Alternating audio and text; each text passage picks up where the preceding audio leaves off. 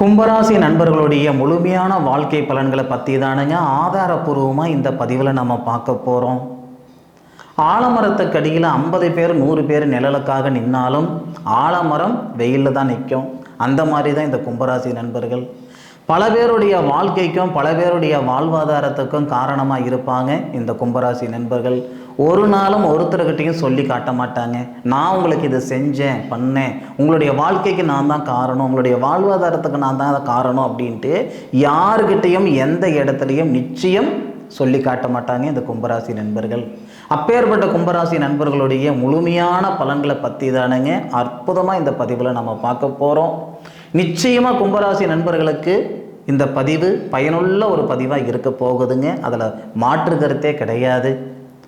கும்பர் ராசினா காலச்சக்கரத்துக்கு 11வது பாவகத்தில் வரக்கூடிய ராசிங்க. 11வது பாவகம் தான் கும்பராசி.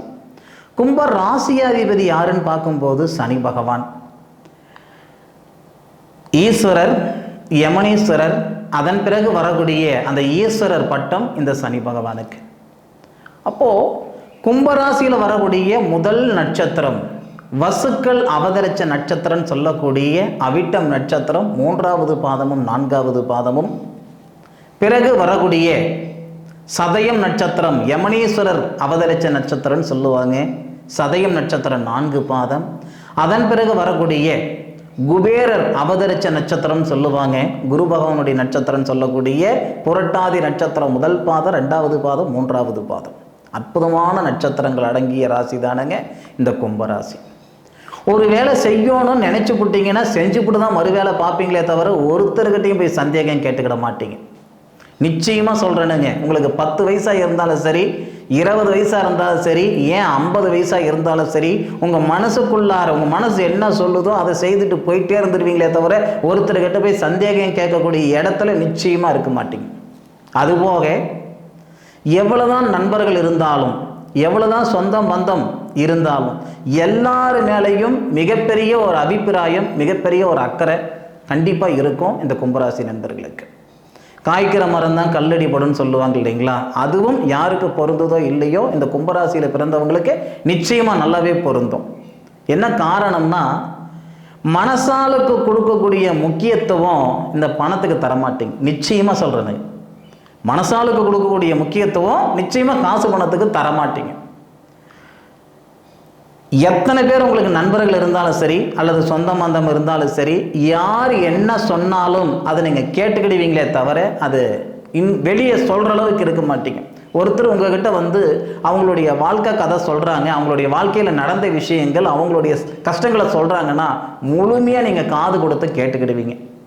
அதே மாதிரி ஒருத்தர் பேச வர்றது என்னன்றது முழுமையாக தெரிஞ்சுக்கிட்டு தான், முழுமையாக கேட்டுக்கிட்டு தான் நீங்கள் பேசுவீங்களே தவிர இந்த குறுக்க பேசுறதெல்லாம் நிச்சயமாக இருக்காது. அதே மாதிரி உங்களுடைய வாழ்க்கையில் இருக்கக்கூடிய ரகசியங்களோ, உங்கள் மனசுக்குள்ளே இருக்கிற சந்தேகங்களோ, இல்லை உங்களுடைய எந்த ஒரு முடிவாக இருக்கட்டும் யாருக்கிட்டையும் போய் ஷேர் பண்ண மாட்டீங்க. நிச்சயமாக சொல்கிறேன், நீங்கள் இந்த கும்பராசியில் பிறந்தவங்க மனைவியை தவிர, இல்லை பெண்ணாக இருந்தால் கணவனை தவிர, அது கூட ரொம்ப ரேர் தானுங்க. 10 டைம் கேட்கணுங்க, ஏன் இப்படி இருக்கிறீங்க, எதனால் இப்படி இருக்கிறீங்க, என்ன ஆச்சு. 10 முறை கேட்டால் 11வது முறை தான் சொல்லுவாங்க நெருங்கிய உறவுகளுக்கு. அப்படி இருக்கிற பட்சத்தில் ஆறுதல் தேடுறதுக்காக மனசுக்குள்ளே இருக்கிற ஆதங்கத்தை இன்னொரு இடத்துல நிச்சயமாக கொட்டவே மாட்டாங்க. மற்றவங்களுடைய ஆதங்கத்தை இவங்க கேட்டுக்குவாங்க. ஏதோ இவங்களுக்கு தெரிஞ்ச அளவுக்கு, இவங்களுடைய அறிவுக்கு எட்டின அளவுக்கு அவங்களுக்கு ஒரு பாதையை காட்டிவிடுவாங்க. ஆனால் இவங்களுடைய ஆதங்கத்தை யாருக்கிட்டையும் போய் வெளிப்படுத்த மாட்டாங்க, யாருக்கிட்டையும் அந்த ஆதரவை தேடிக்கவே மாட்டாங்க. அதுபோக கும்ப ராசியாதிபதி சனி பகவானாக இருக்கிறதுனால ஆரம்பத்தில் இருந்தே சேவை, இந்த சமூக சேவை ஏதாவது ஒரு வகையில் 4 பேருக்கு உதவியாகவும் உறுதுணையாகவும் இருக்கணுன்ற ஒரு அக்கறை நிறையவே இருக்கும், ஆசை நிறைய இருக்கும். அப்படி இருக்க முடியலையே அப்படின்னா ஆதங்கம் அதிகமாக இருக்கும்.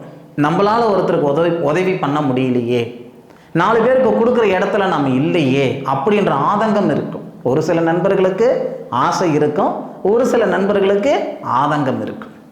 அப்பேற்பட்ட தஞ்சை பெருங்குடியான் கோவிலை கட்டியவரே ஐயா ராஜராஜ சோழன். அப்பேற்பட்ட ஐயா பிறந்த நட்சத்திரம் சதய நட்சத்திரம் தானுங்க. பொதுவாகவே இந்த சதய நட்சத்திரம் நண்பர்கள் ஸ்ட்ரைட் ஃபார்வர்டு, எதுவாக இருந்தாலும் சரி மனசில் ஒன்று படுதுன்னா அப்படியே ஓப்பனாக பேசிவிடுவாங்க. மனசில் ஒன்று வச்சுக்கிட்டு வாய் வார்த்தையாக ஒரு வார்த்தை சொல்லக்கூடிய அளவுக்கு இந்த சதய நட்சத்திரத்தில் பிறந்தவங்க நிச்சயமாக இருக்க மாட்டாங்க. குத்தணும்னு நினச்சா போய் நெஞ்சில் தான் போய் குத்துவீங்களே தவிர முதுகில் போய் குத்துற பழக்கம் சதய நட்சத்திரம் மட்டும் இல்லை, கும்பராசியில் பிறந்த யாருக்குமே இருக்காது. அதுபோக கும்ப ராசிக்கு 2வது பாவகத்துக்கு அதிபதியாக இன்னொரு வார்த்தையும் சொல்லிடுறேனுங்க. இந்த கும்பராசி நண்பர்கள் மட்டும் நிறைய பேருக்கு வழிகாட்டியாக இருப்பாங்க. கும்பராசி நண்பர்களுக்கு யாரும் வழிகாட்டியாக இல்லை, அது அப்பாற்பட்ட விஷயம். கும்பராசியில் பிறந்த நண்பர்களுக்கு எந்த ஒரு விஷயமா இருந்தாலும் தாமதமாக தான் கிடைக்கும்.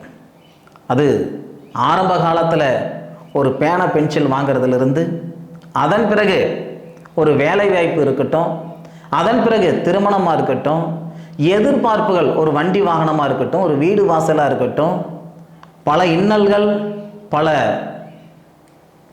தாமதம், நிறைய தாமதம் எல்லாம் வந்ததுக்கப்புறம், தடைகள் எல்லாம் வந்ததுக்கப்புறம் தான் அவங்களுக்கு வந்து சேரும் அவங்க ஆசைப்பட்ட ஒரு விஷயங்கள், எதிர்பார்த்த ஒரு விஷயங்கள். நிறையா போராட்டங்களுக்கு அப்புறம் தான் ஒரு விஷயம் நடக்கும். எதுவுமே ஈஸியாக வராதுங்க இந்த கும்பராசி நண்பர்களுக்கு. ஏன்னா சூரிய பகவான், தந்தைன்னு சொல்லக்கூடிய சூரிய பகவான் நம்ம ராசிக்கு, ராசிநாதனுக்கு மிகப்பெரிய எதிரி.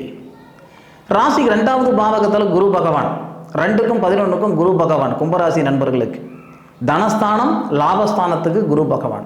என்னதான் தனஸ்தானம் லாபஸ்தானாதிபதி குரு பகவானாக இருந்தாலும் நம்ம ராசிநாதனுக்கு அவர் கெட்டவர்.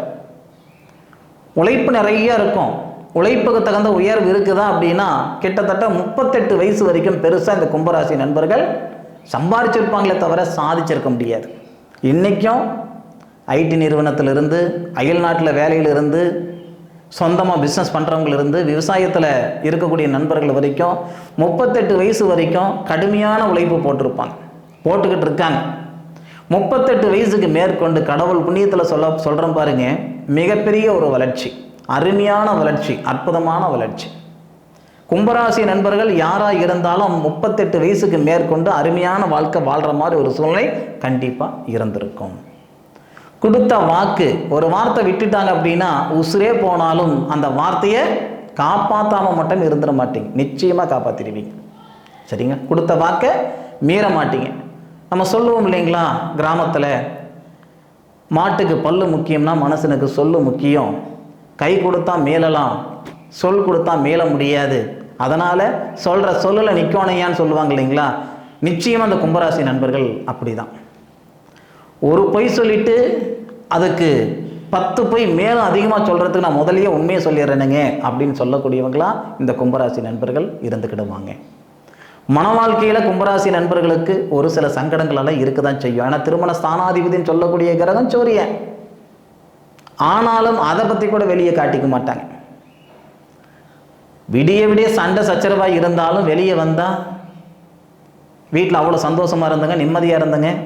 4 நாள் சாப்பிடலன்னா கூட ஒருத்தர்கிட்ட போய் நான் சாப்பிடலைங்க அப்படின்ற வார்த்தை வராது. அந்த மாதிரி மிகப்பெரிய ஒரு வைராக்கியம் கொண்டவங்க இந்த கும்பராசியில் பிறந்த நண்பர்கள். தனஸ்தானாதிபதி அதே மாதிரி நமக்கு குரு பகவானாக இருக்கிறதுனால பரவாயில்லையாக இருக்கும். பொருளாதார ரீதியாக ஓரளவுக்கு பரவாயில்ல, 38 வயசுக்கு மேற்கொண்டு நல்லாவே வளர்ச்சி. 3வது பாவகத்துக்கு அதிபதி செவ்வாய், 10வது பாவகத்துக்கு அதிபதி செவ்வாய். யாராக இருந்தாலும் இந்த கும்பராசியில் பிறந்தவங்க ஆணாக இருந்தாலும் சரி, பெண்ணாக இருந்தாலும் சரி, கடுமையான உழைப்பு. அதுபோக ஒரு தொழிலுக்கு ஒருத்தர் 6 மாதம் கஷ்டப்பட்டுருப்பாங்க, இல்லை 1 வருஷம் கஷ்டப்பட்டுருப்பாங்க.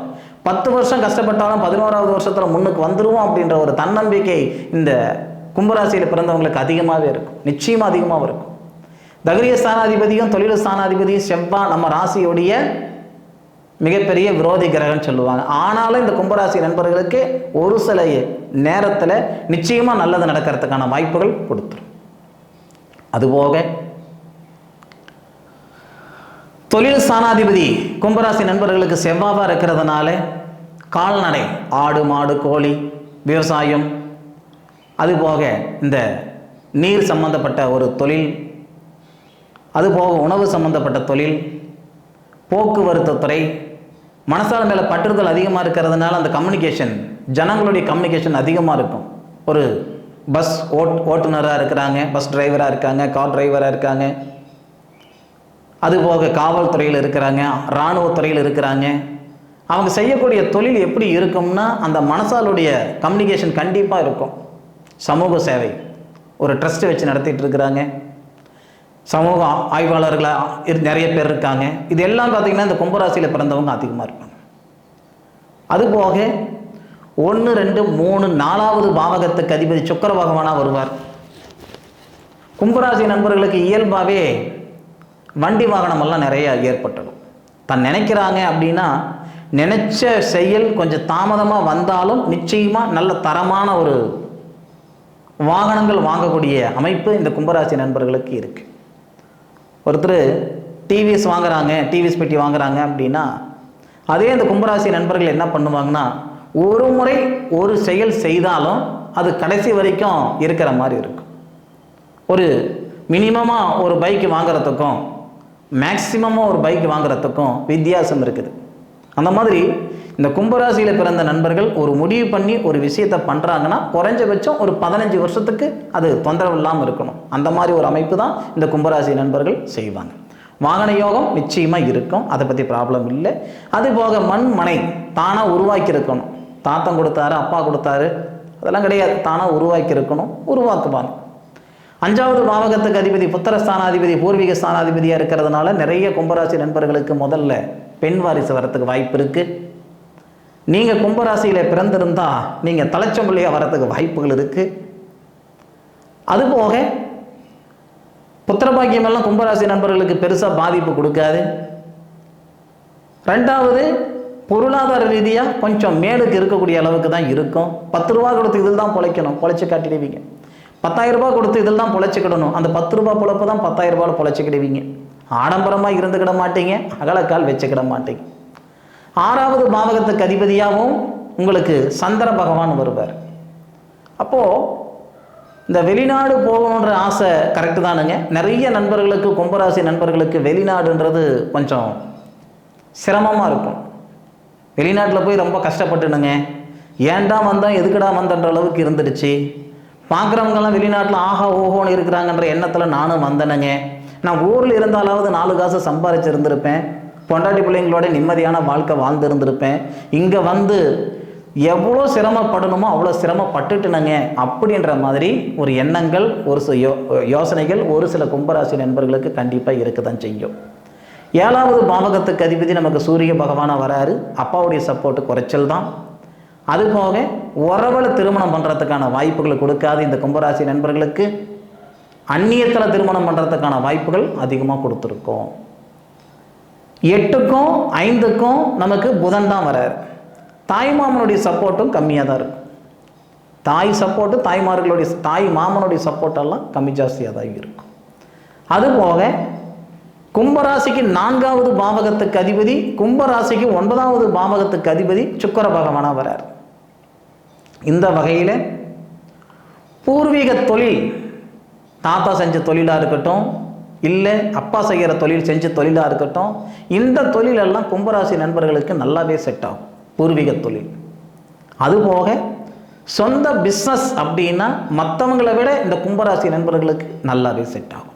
10வது பாவகத்துக்கு அதிபதி செவ்வாவாக இருக்கிறதுனால நீங்கள் கும்பராசி நண்பர்களுக்கு மண்மனை சம்பந்தப்பட்ட ஒரு பிஸ்னஸ், ரியல் எஸ்டேட் பண்ணுறது, வீடு வாசல் கட்டி விற்கணும்னு அவசியம் இல்லை. நம்ம ஒரு கமிஷனுக்கு வேலை பார்த்தா கூட இந்த கும்பராசி நண்பர்கள் சாதிச்சு விடுவாங்க.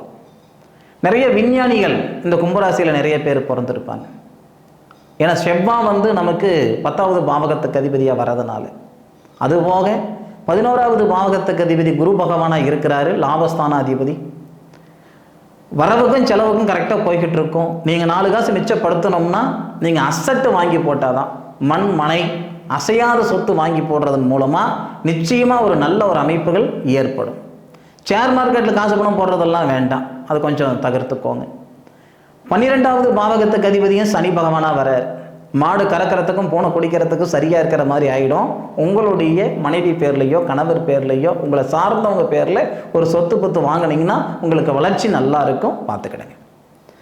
நிச்சயமாக இந்த கும்பராசி நண்பர்கள் முதல்ல நான் சொன்ன வார்த்தை தான், துரோகம் பண்ணணும்னு நினச்சிட்டிங்க பண்ண மாட்டீங்க, பண்ணுறதுக்கு நீங்கள் லாக்கியும் பட மாட்டீங்க. குத்தணும்னு நினச்சிங்கன்னா நெஞ்சில் தான் போய் குத்துவீங்களே தவிர முதுகில் போய் கொத்த மாட்டீங்க. இதுதான் கும்பராசி நண்பர்களுடைய முழுமையான ஒரு குணம்.